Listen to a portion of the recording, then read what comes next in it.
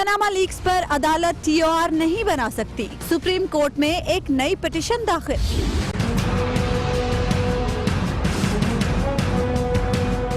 दहशत गर्दों को इलाज फराहम करने के केस में पीपल्स पार्टी, MKM और पाक सरजमीन पार्टी के रहनुमाओं पर फर्दर जुर्म आयद।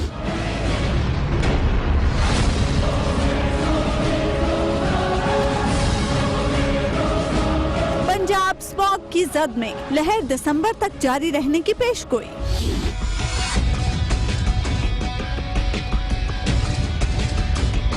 रावलपिंडी में एक बार फिर आर्मी चीफ की हिमायत में बैनर्स आवेजा।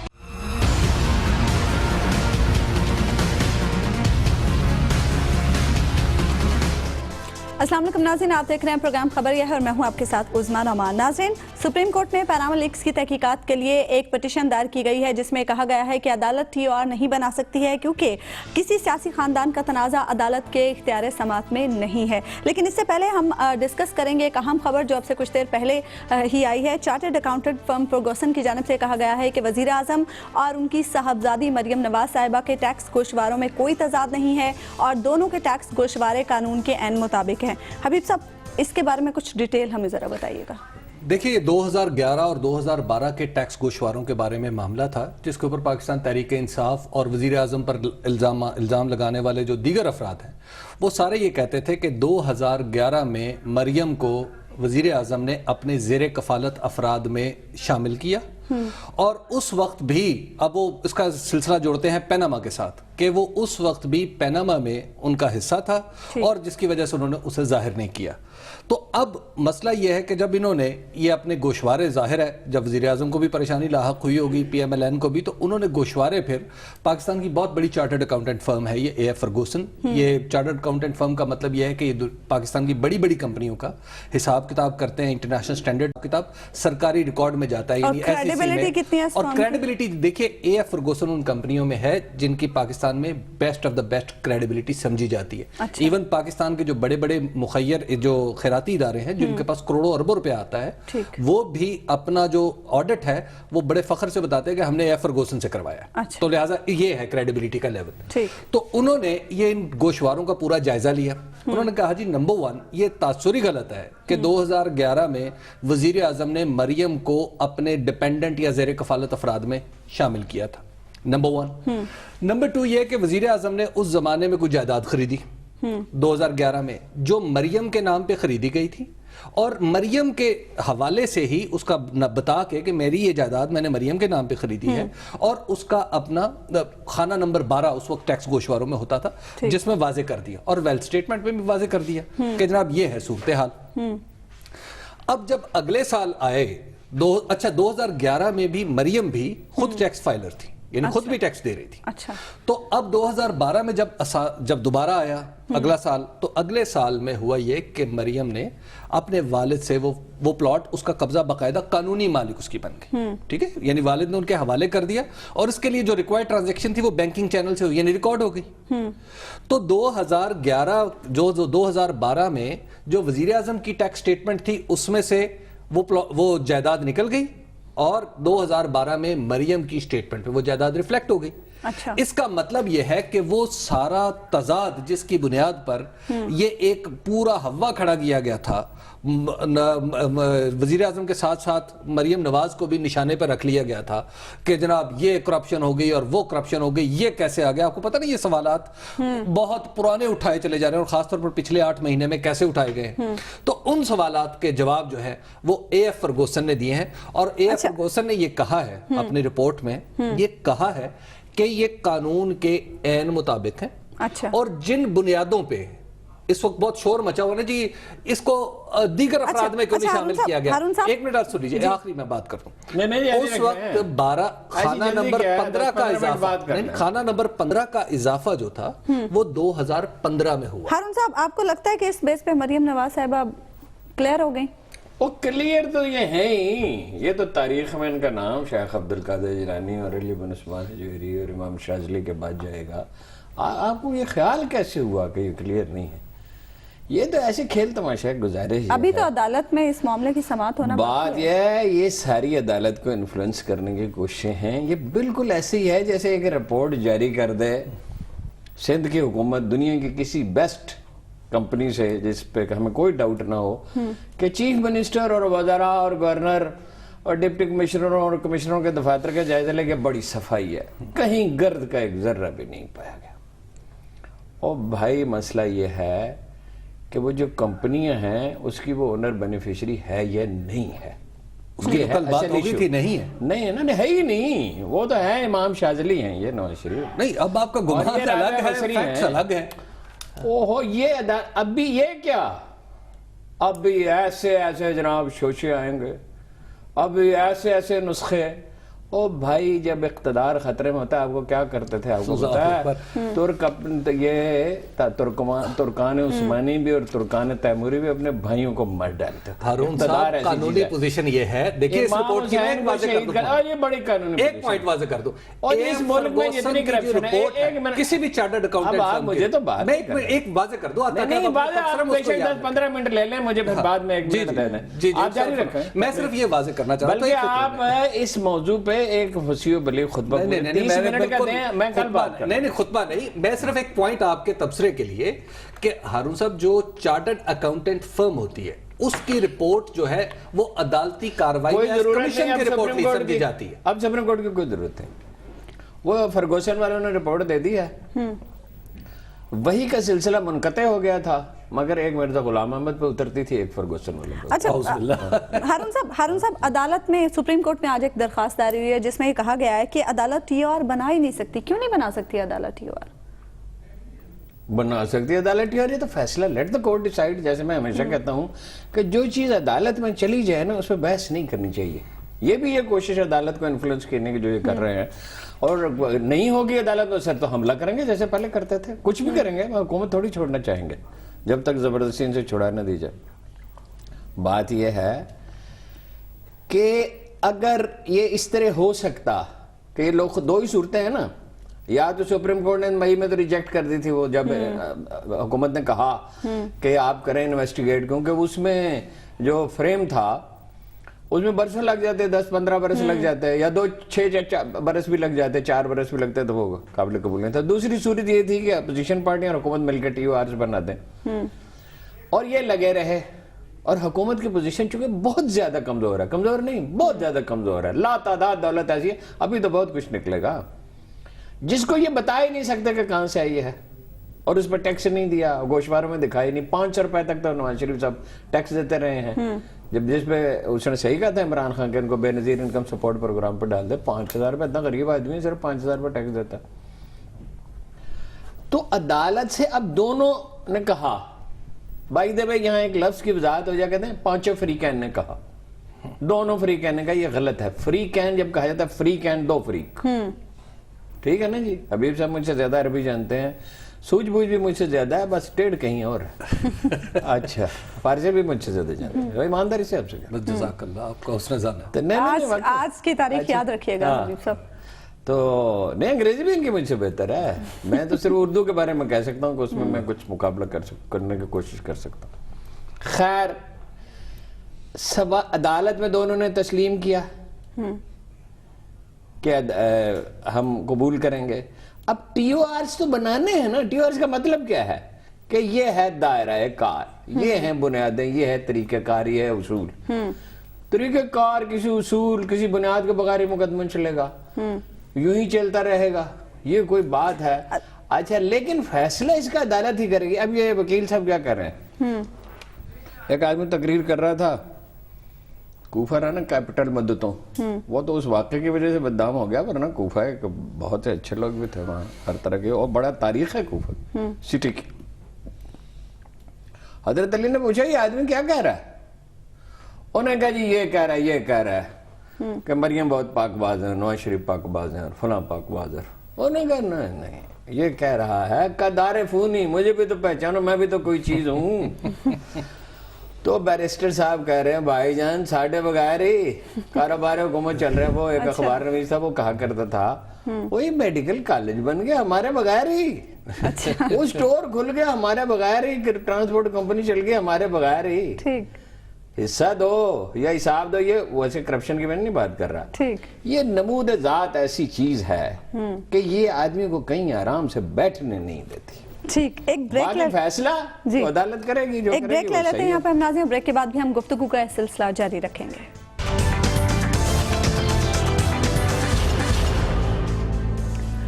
ویلکم بیک ناظرین. بریک پہ جانے سے پہلے ہم بات کر رہے تھے پاناما لیکس کے معاملے کے حوالے سے. حبیب صاحب, اگر عدالت ٹی او آر نہیں بنا سکتی اور حکومت اور اپوزیشن, ایک بات سن لیں, جی, وہ جو آڈٹ کمپنی کو دیا گیا ہے ریکارڈ, اس کے بارے میں کون یقین سے کہہ سکتا ہے کہ وہ اصل ریکارڈ؟ حبیب صاحب بتا سکتے ہیں. دیکھیں, ایک تو یہ ہے کہ کیونکہ یہ رد و بدل کی سٹوری تو میں نے بھی دی تھی اور لوگوں کے پاس بھی تھی کہ ایف بی آر کا ریکارڈ بھی بدلا گیا, لندن میں بھی ریکارڈ بدلا گیا. اچھا ہارون صاحب, لندن میں تو ریکارڈ بدلنا آؤٹ آف کوشچن ہے, ایک تو یہ بات. جی وہ دوسری بات الطاف حسین کو جو حکومت پناہ دے سکتی ہے ایک سیاسی لیڈر کے طور پہ, بلکہ اس کی مدد بھی کر سکتی ہے, اس کے مقدمات گول مول بھی کر سکتی ہے, اس کو ہر کیس میں بچا بھی سکتی ہے, وہ چند کاغذوں میں تبدیلی نہیں کر سکتی اپنے کسی بندے کے. میں تو کانسپریسی میں نہیں جاتا, میں تو سامنے کی بات. الطاف حسین والے تجربے کے بعد بھی آپ برطانوی اداروں پر اعتماد کرتے ہیں. میں بالکل اس بات کریں. دیکھیں جی, بات یہ ہے کہ آپ کا جو ریکارڈ کا سسٹم ہے, کیا وہ اتنا بچکانا سسٹم ہے کہ اس کو بدل دیا جائے؟ ایسا ممکن نہیں. جی, اس کی وجہ سن لیں گے تو یہ اتنا بچکانا نہیں ہے, فنکار بہت اونچے ہیں صاحب. بات یہ ہے کہ اگر پھر فنکاری کی داد دیں, ایک منٹ, داد تو دیں گے, داد تو دیں گے, داد تو دیں گے, ناقابل اور ذرا بات تو سنیں نا, کیوں گھبراتے ہیں یار؟ جو فن ہے نا سیاست میں شعبدہ بازی کا, شہباز شریف اس کے بڑے غلام علی خان ہیں, اور نواز شریف کیا ہے, ان کے عہدے کا تعین ہی نہیں ہو سکتا. یہ بہت بڑے مرتبے پر فائز ہیں, 30 سال سے کس طرح یہ شعبدہ بازی کر رہے ہیں, مجال تعلیم میں, حیث میں, ٹیکس کلیکشن میں, کہیں ہر 3 مہینے کو بہتری ہوئی, ہر 3 مہینے کے بعد شہباز شریف. میرا خیال ہے مسئلہ زیر بحث پہ بات کریں. ایک منٹ جی, تھانہ کلچر بدل دیا جائے گا, برداشت نہیں کروں گا, اسپتال میں بقیادگی برداشت نہیں کروں گا, سوال ہی نہیں پیدا ہوتا, اور یہ نہیں ہوگا, آج کے بعد یہ نہیں ہوگا. 3 مہینے کو بھر بھائی کر رہے ہوتے ہیں, ہر سال پینے کا صاف پانی ہمیں مل جاتا ہے. ہارون صاحب, ابھی تو ہم پاناما کی بات کر رہے ہیں. حبیب صاحب, پاناما میں سوال, حکومت کے ٹی او آرز اور اپوزیشن کے ٹی او آرز ہمارے سامنے ہیں, دونوں اس پر متفق نہیں ہوں گے. عدالت ٹی او آرز نہیں بنا سکتی, یہ پٹیشن داخل ہوئی ہے, ٹی او آرز بنائے گا کون؟ ایک میں واضح کر دوں ایک بات. دیکھیے, جو عدالت میں جب ٹی او آر کی بات ہو رہی ہے نا, میرا خیال ہے کہ یہ جو لفظ ہے نا ٹی او آر, یعنی ترکیب ہے ٹرمز آف ریفرنس کی, یہ درست نہیں ہے. ہمارے جو لیگل لوگ ہیں جو عدالت میں مقدمہ لڑ رہے ہیں, اور ہمارے جج صاحبان اور ہمارے دیگر قانون دان, ان کو غور کرنا چاہیے کہ کیا ٹرم آف ریفرنس وہ لفظ ہے جس کو ہم عدالت میں استعمال کریں ایک خاص کمیشن کے لیے. نمبر 1, اس پہ غور کرنا چاہیے. دوسرا یہ ہے کہ جو عدالت جب ٹرم آف ریفرنس کی بات کر رہی ہے, تو میں نے کل بھی عرض کیا تھا کہ وہ ٹرم آف ریفرنس نہیں ہوں گے, وہ کچھ بنیادی سوالات ہوں گے جن کے جواب 184(3) کے تحت جو انکوائری کمیشن جو بنایا جائے گا, جب عدالت اپنے اس اختیار کا استعمال کرے گی, تو وہ کچھ سوالات کا تعین کرے گی. اسی وجہ سے آپ دیکھیے کہ انہوں نے تمام فریقوں سے مانگے ہیں کہ آپ اپنی اپنی پوزیشن واضح کریں. بڑا یار آپ نے فلسفہ پیش کر دیا. نہیں, یہ فلسفہ نہیں ہے, قانونی پوزیشن. یہ ٹھیک ہے, سوالات کا تعین, یہ بات تو درست ہے. دائرہ کار کا بھی تو تعین ہوگا نا. دائرہ کار کا تعین وہ طے شدہ ہو. ایک منٹ, او بھائی جان, نہیں طے شدہ. غیر ضروری چیزوں میں تو عدالت نہیں پڑے گی نا. بالکل, یہ فلاں ان سوالوں کا جائزہ لینا ہے. سوالات بھی متعین ہو گئے, یہ بالکل ٹھیک آپ کہہ رہے ہیں. دائرہ کار بھی اس کے ساتھ ہی متعین ہو گیا. اور اتنی یہ لغت کا مسئلہ آپ کا سر پہ کیوں سوار ہو گیا؟ نہیں, لغت کا مسئلہ ہے. کے استاد بن گئے. وہ قائد اعظم نے کہا تھا گلاب کو کسی بھی نام سے پکارا جائے وہ گلاب ہی رہے گا. ویسے شیکسپیئر نے کہا تھا, وہ بات یہ ہے قائد اعظم نے کوٹ کیا ہوگا, شیکسپیئر نے کہا ہوگا. ٹھیک ہے, وہ ایسا ہوتا ہے کہ ہم کسی مشہور آدمی سے سنتے ہیں. جو دائرہ کار ہے اس کا تو بالکل واضح ہوگا کمیشن کا. عدالت کا مقرر کردہ کمیشن کسی کو گرفتار نہیں کر سکتا, البتہ وہ کسی کو بلوا سکتا ہے, سمن کر سکتا ہے, طلب کر سکتا ہے, اور اگر کوئی آنے سے انکار کرے تو گرفتار کر کے بلوا سکتا ہے. عدالت کا کمیشن فیصلہ نہیں کرتا, وہ انفارمیشن کو ٹھوس شکل میں عدالت کے سامنے پیش کرے گا. ایک تو یہ اس کا دائرہ کار متعین ہوگا. It is in one sentence, sir. It's one sentence. اس کے پاس سپریم کورٹ کے سارے اختیارات ہوتے ہیں. سپریم کورٹ, ایک منٹ, البتہ وہ دے گا سپریم کورٹ کو اپنی رپورٹ. سپریم کورٹ کا ایک اختیار انویسٹیگیشن کے لیے سپریم کورٹ جس طرح ہر ادارے کو طلب کر سکتی ہے, ہر شخص کو طلب, وہ بھی طلب کر اچھا سکتا ہے. دوسری ایک تو یہ ایک رائے ہے ٹی او آر کی, میرا خیال ہے کہ یہ پٹیشن جو ہے اس میں اگر اس کو تھوڑا سا سوالات تک رہے سپریم کورٹ کے پٹیشن کا جواز ہی ختم ہو جائے گا.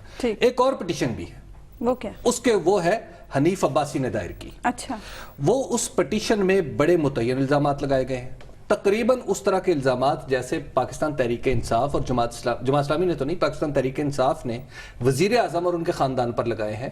ایگزیکٹلی اس سے زیادہ متعین انداز میں اب ہمارے حنیف عباسی نے لگائے ہیں. حنیف عباسی کیا کہتے ہیں؟ حنیف عباسی نے الزامات کی فہرست پیش کی ہے عمران خان صاحب کے بارے میں بھی, کہ جناب انہوں نے یہ پلاٹ خریدا, یہ فلیٹ خریدا, یہ ایسے, اور یہ فلاں فلاں فلاں جگہ پہ ظاہر نہیں ہوا.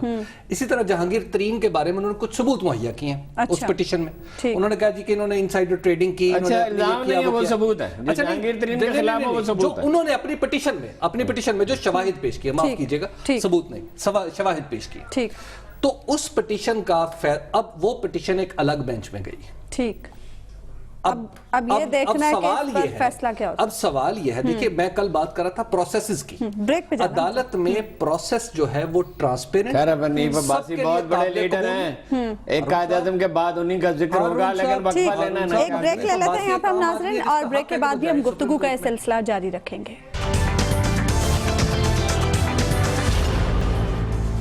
ویلکم بیک ناظرین. بریک پہ جانے سے پہلے ہم بات کر رہے تھے پاناما لیکس کے معاملے کے حوالے سے.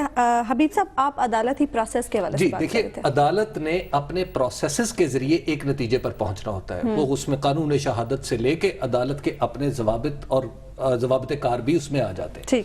جب پٹیشنز اب ایک طرح کی ہیں, اب عدالت نے یہ تعین کرنا ہے, ظاہر ہے وہ جو اس کے لیے چونکہ ایک الگ بینچ بنا ہے, تو الگ بینچ میں بھی یہ بات ہوگی کہ جناب اس کو بھی ان تمام پٹیشنز کے ساتھ اکٹھا کر لیا جائے. اب عدالت کو اس میں قانونی نقطہ پیدا کرنا ہے کہ جی یہ قانونی طور پر یہ پٹیشن الگ ہے جو عمران خان اور جہانگیر ترین کے خلاف حنیف عباسی کی ہے, اور عمران خان کی جو پٹیشن ہے, پی ٹی آئی کی جو پٹیشن اور جماعت اسلامی کی پٹیشن ہے, الگ ہے.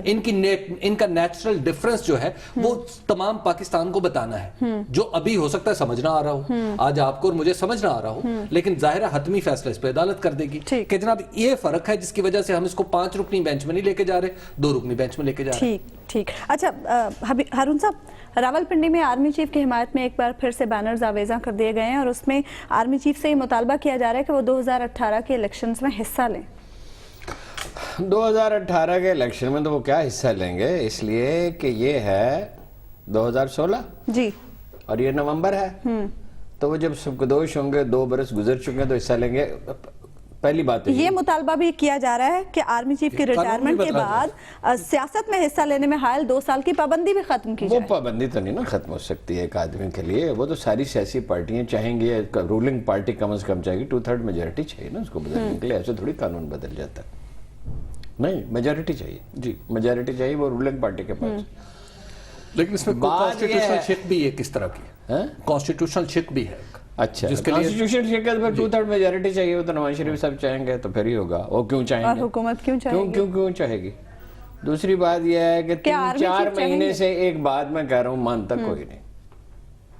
حالانکہ یہ کئی دفعہ ثابت ہو چکا ہے کہ بعض اوقات میری بات بھی صحیح ہوتی ہے. مطلب الطاف حسین کے بارے میں میری ہی بات صحیح تھی, اور بھی کئی چیزیں ہیں جو ہر اخبار میں اس کی کچھ خبریں ہوتی ہیں جو درست ثابت ہوتی ہیں. مطلب اس نے ایکسکلوسیولی اس پہ کام اگر کیا ہو تو اتفاق سے وہ درست ہو سکتی ہے.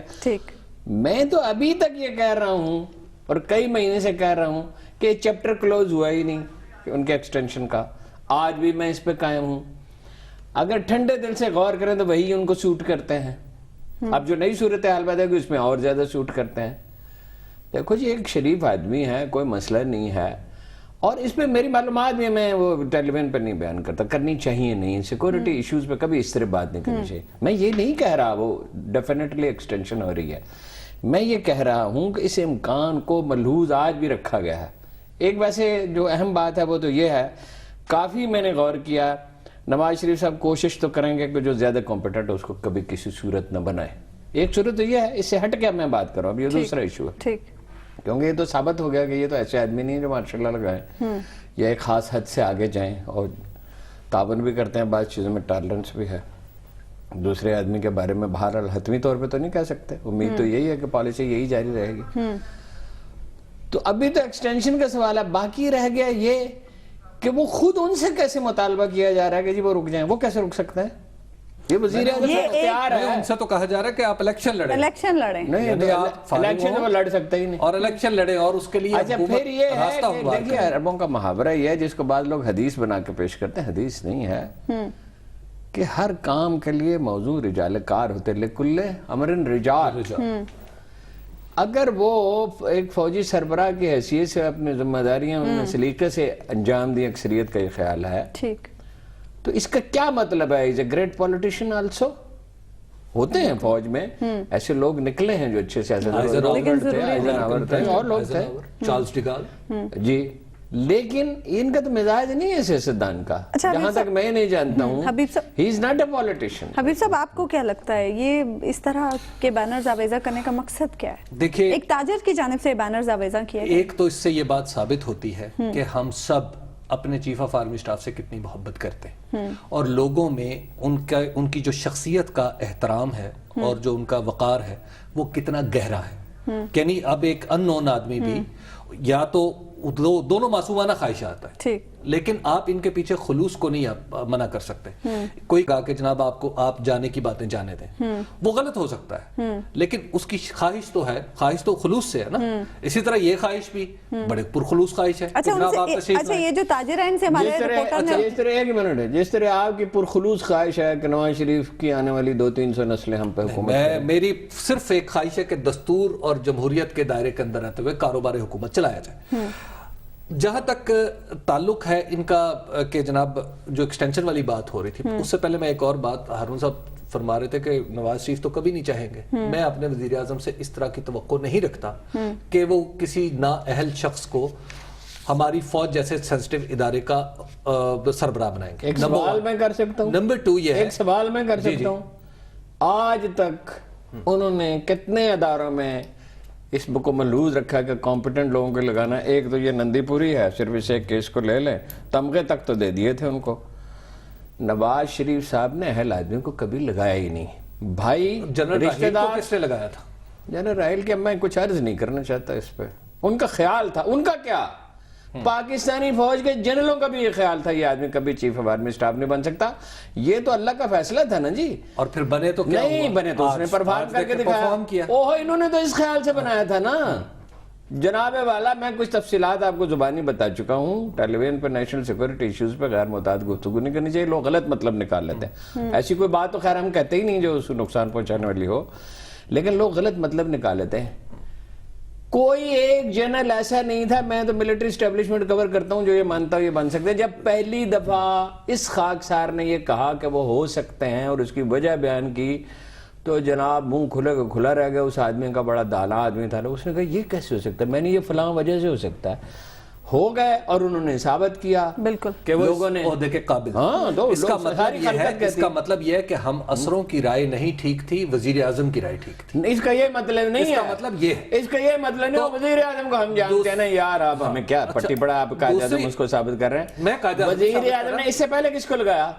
اس سے پہلے جنرل پرویز مشرف کو لگایا. پھر کس لیے لگایا تھا بھلا؟ اس سے پہلے بھی کئی لوگ نہیں, اس لیے لگایا تھا کہ یہ بڑا اچھا آدمی ہے. دیکھیے ہارون صاحب, اس لیے لگایا تھا. ہارون صاحب بات یہ ہے کہ وزیر اعظم سے ہمیں یہی وزیر اعظم نے وزیر کون سے لگائے یار ہارون صاحب؟ باقی تو چھوڑ ہی دینا. جناب شہباز شریف جو رائے رکھتے ہیں, یہاں ایک کلپ ہے آپ کو دکھاتا ہوں. دستور یہ دیتا ہے, اگر آپ دکھا سکتے ہیں تو میں آپ کو دکھاتا ہوں شہباز شریف کی رائے کیا ہے. ایک بریک لے لیتے ہیں اب ناظرین, اور بریک کے بعد ہم گفتگو کے اس سلسلے کو آگے بڑھائیں گے.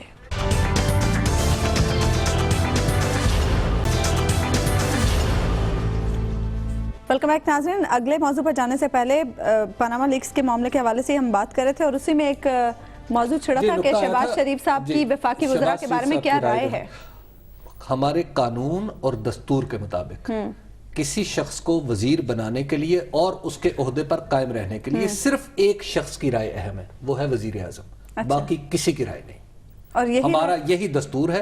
اور یہ واضح طور پہ لکھا ہے, جب تک وزیر اعظم چاہے گا کسی شخص کو وفاقی وزیر رہے گا, ورنہ خدا حافظ۔ ٹھیک ہے ہارون صاحب، وزیر ماحولیاتی اعظم نے تیار کیا ہوگا انشاءاللہ ہمیشہ نالائق کو بنائیں گے۔ اچھا ہارون صاحب، ماحولیاتی تبدیلی کے حوالے سے ہم بات کریں، یہ جو پنجاب اور پنجاب کے مختلف شہروں میں ہم دیکھ رہے ہیں، دیکھیے گزارے یہ کل آپ کو بتایا تھا 20 رکنی کمیٹی بنائی شہباز شریف صاحب نے۔ پہلے تو میں ان کی عقل کو دانش کو داد دیتا ہوں کہ 20 رکنی کمیٹی، 3 رکنی کمیٹی ہونی چاہیے، 3 سمجھدار آدمی، ضرورت پڑے تو جس کو مرضی بولا، کوئی ایکسپرٹ نہیں ہے، کوریا سے تعلق رکھنے والا آدمی ہے یہاں ایک پرائیویٹ کالج میں، اس کو بلایا گیا، اس نے کہا میں بھی ایکسپرٹ نہیں ہوں۔ دیکھیں یہ ایک دن کی کمائی نہیں ہے۔ علامہ اسد جو سمجھے جاتے ہیں، علامہ اقبال کے دوست بھی تھے، پاکستان کے پہلے سفیر تھے، ویسے تو وہ آسٹریا کے تھے، یعنی وہ نو مسلم تھے، یہودی تھے، پہلے مسلمان ہو گیا، بہت کتابیں لکھی ہیں۔ تو انہوں نے ایک جگہ لکھا ہے کہ یہ جو ہے نا ظہر الفساد فی البر والبحر، قرآن مجید میں، اور زمین و ترکی خشکی اور تری میں فساد پھیل گیا اور یہ انسان کے اپنے ہاتھوں کی کمائی۔ تو وہ کہتے تھے یہ پولوشن ہے، ہر جگہ جو پھیل گیا جس میں کوئی استثناء ہی نہیں ہے تو وہ تو پولوشن ہی ہو سکتی ہے۔ یہ ایک بڑا عذاب ہے، یعنی دیکھیے ایک بڑا عجیب نقطہ ہے اس میں کہ زندگی میں سائنس جو ترقی کرتی چلی جاتی ہے اور جو سہولتیں وہ بے شمار سہولتیں پیدا کر دیتی ہے، اتنی ہی بعض پیچیدگیاں پیدا ہوتی ہیں اگر آپ خیال نہ رکھیں۔ یعنی ہر ایجاد کے ساتھ آپ کو دیکھنا پڑتا ہے کہ مسائل پیدا نہ کرے جو عام طور پہ کہ منافع کی غرض سے، جیسے یہ ملٹی نیشنل کمپنیاں دوا سازی کرتی ہیں تو بے ہر دوائی کا ایک سائیڈ افیکٹ ہے جس کو وہ کوئی کوشش نہیں کرتی۔ یہ جو ماحولیاتی آلودگی، یہ جو ماحولیاتی آلودگی ہے نا، یہ اشروں کی کمائی ہے، پاکستان اور انڈیا دونوں کی۔ یہ پاکستان میں تھوڑی ہے صرف، انڈیا میں بھی ہے۔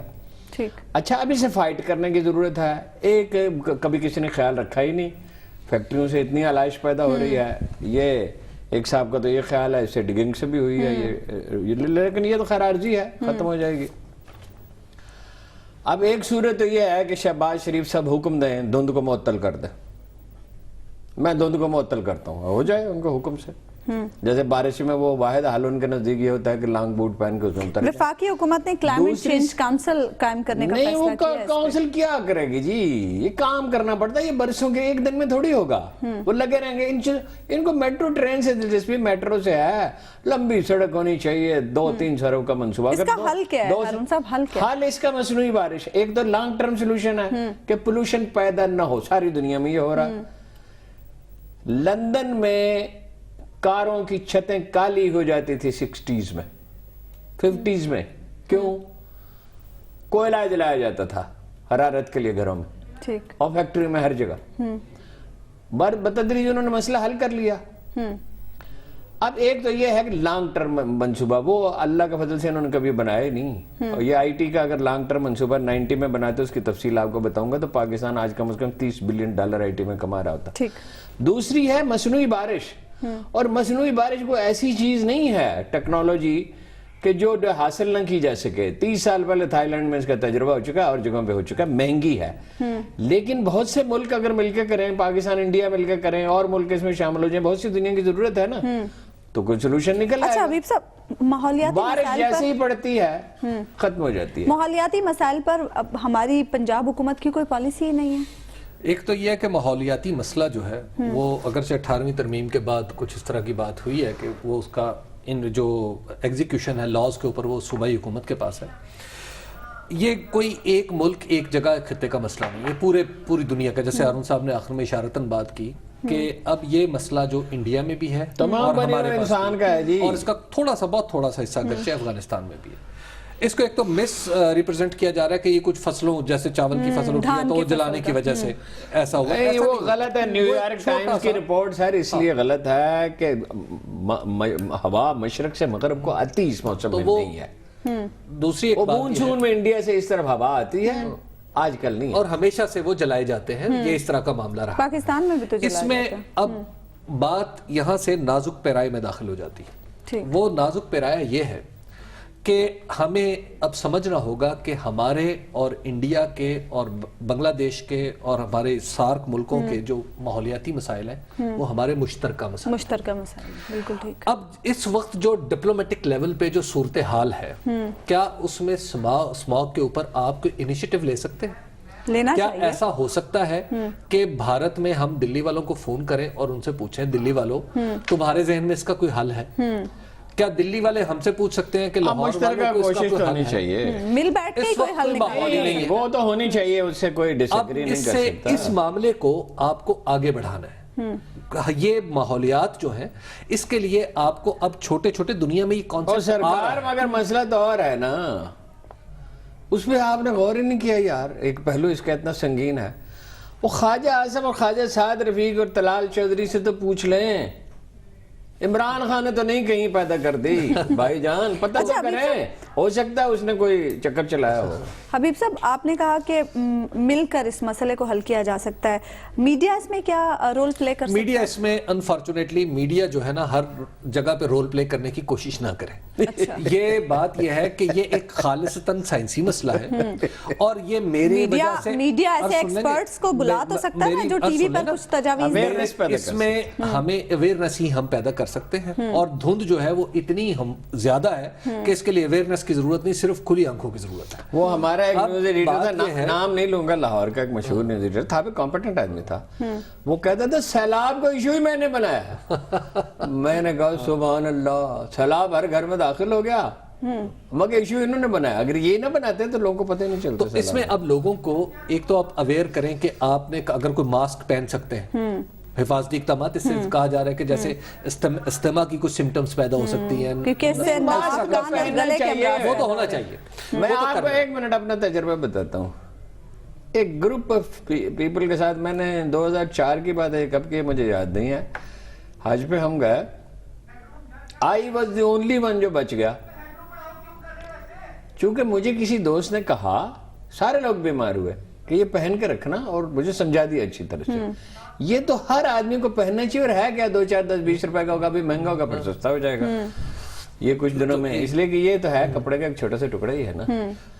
یہ تو پہننا لازمی چاہیے, اور بھی جو احتیاطیں ہو سکتی ہیں وہ کرنی چاہیے. ابھی ہم کیا اس میں ابھی ہم اس کے لیے نمبر 1 ہم اس پہ کیونکہ دسمبر تک اس کی لہر جاری رہنے کی پیشگوئی کی گئی ہے. بہت اچھا کام ماحولیات کا, ہو سکتا ہے ہارون صاحب کو پسند آئے وہ شخص, آصف علی زرداری جب وزیر ماحولیات تھے تو he was the only person جنہوں نے پوری دنیا سے بیسٹ آف دا بیسٹ مشینیں منگوائیں, پوری پاکستان کو گریڈ کیا کہ جناب کہاں پہ کتنی مشینیں ہیں کہاں, اور وہ ظاہر ہے ہارون صاحب ان مشینوں کو 20 سال ہو گئے, پنجاب میں کچھ کام کر رہی ہے اور کچھ ابھی تو پنجاب میں ایئر ٹیسٹنگ سسٹم 11 نہیں ہے. شہروں کے لیے جاپان نے جو مشینیں دی تھی, چودھری پرویز الہی صاحب سے بھی پوچھیں اور شیرشاہ سوری سے بھی پوچھیں. شیرشاہ سوری کو تو آپ جانتے ہیں نا, ان کا نام عرف عام نواز شریف ہے, ان سے بھی پوچھیں وہ مشینیں کہاں ہیں. ابھی تو حبیب صاحب پنجاب میں ہمارے پاس ایئر ٹیسٹنگ مشینیں ہی جی, نہیں ہیں. وہ ایئر ٹیسٹنگ مشینیں, اور اس میں آپ بھارت کی مدد لے لیں. ماضی میں ایسا رہا ہے کہ پاکستان کے پاس کراچی میں ایک جہاز ہوتا تھا چھوٹا سا ماحولی, وہ موسمیات کے لیے, اور وہ پورے خطے کے ماحولیات کے بارے میں اور موسمیات کے بارے میں انفارمیشن ساری, یعنی اس پر اب حکومت کو سیریس کوئی ایکشن لینے کی ضرورت ہے. سیریس ایکشن مشترکہ طور پہ ریجنل لیول. ٹھیک ہے, پروگرام کا وقت ناظرین ختم ہو, آپ سے ملاقات ہوگی انشاءاللہ کل اللہ نے کے بعد.